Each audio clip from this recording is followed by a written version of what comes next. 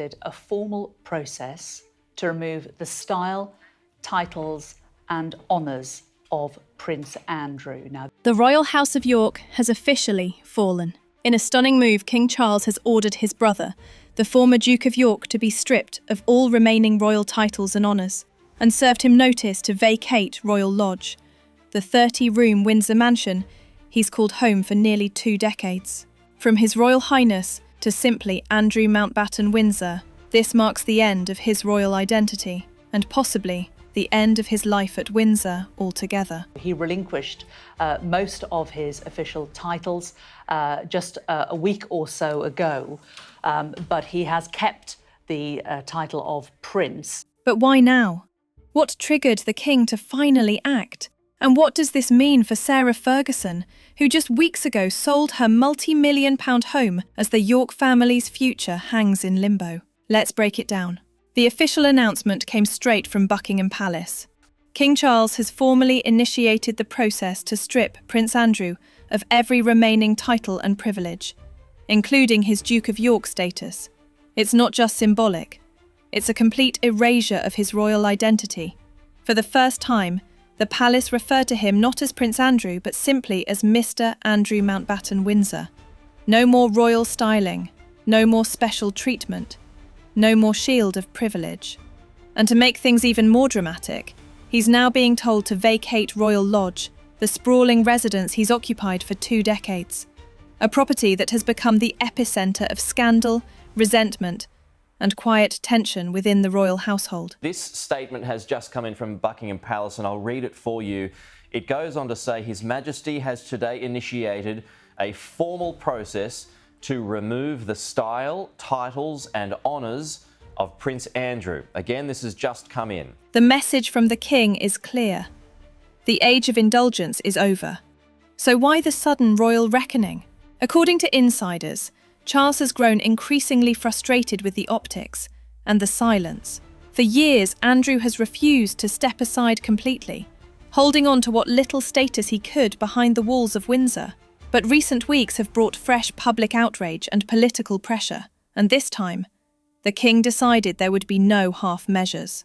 Sources close to the palace say this is about drawing a line once and for all. The monarchy cannot modernise while its most controversial figure remains living in royal comfort. Even the palace statement carried a subtle but powerful message, one that expressed sympathy for victims and survivors of all forms of abuse. That's not language used lightly, and it suggests this decision was as much about accountability as optics. Prince Andrew will now be known as Andrew Mountbatten Windsor.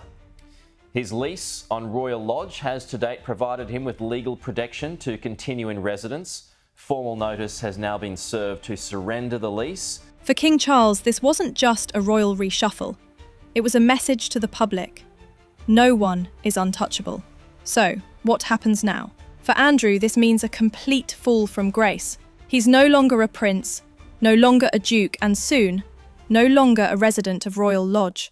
He'll be relocated to smaller, private accommodation with reduced security and far less funding. Gone are the days of royal receptions and public engagements. In the eyes of the palace, he's now just another civilian. Those close to him say he was stunned and devastated by the move, though deep down he knew it was coming. After months of negotiations and mounting frustration from the king, this was only a matter of time. Behind closed doors, insiders say the Queen's memory still looms large, and that this final decision was one Charles couldn't bring himself to make while his mother was alive. But it was finally time. Now here's where things get even more intriguing.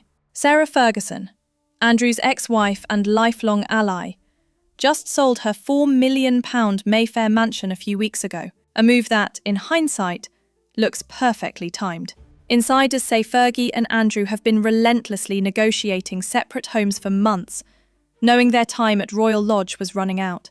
Andrew was reportedly lobbying for Frogmore Cottage, the former home of Prince Harry and Meghan Markle. Meanwhile, Fergie had set her sights on Adelaide Cottage, the charming residence currently linked to the Wales family. The idea of Fergie sliding into a home once occupied by William and Kate caused quiet fury among royal aides. But now, after this groundbreaking announcement, there is growing speculation that Andrew and Fergie may eventually leave the UK entirely, perhaps retreating to Switzerland, or even the Middle East, where they've long had wealthy friends and connections. And as for Fergie's next act, she's reportedly in talks for a new documentary series and has hinted at a deeply personal project. Given her timing, some believe she's preparing to tell her side of the York family downfall and cash in while she still can. In the grand sweep of royal history, this is nothing short of historic. A man born a prince, stripped of every title, every honour, every home tied to the crown. For King Charles, it's a decisive moment, proving that even bloodlines don't guarantee immunity. For the institution, it's a public attempt at cleansing and reform. And for Andrew, it's the ultimate fall from grace.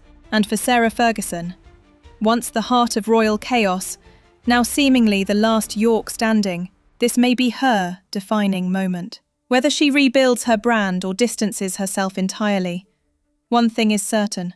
The York dynasty, as we knew it, is over. The Royal Lodge chapter is closing. Titles gone, honours erased, status revoked. King Charles has drawn the line, and this time, there's no going back. But if there's one thing history has taught us, it's that the House of York never fades quietly. So the real question is, what happens next?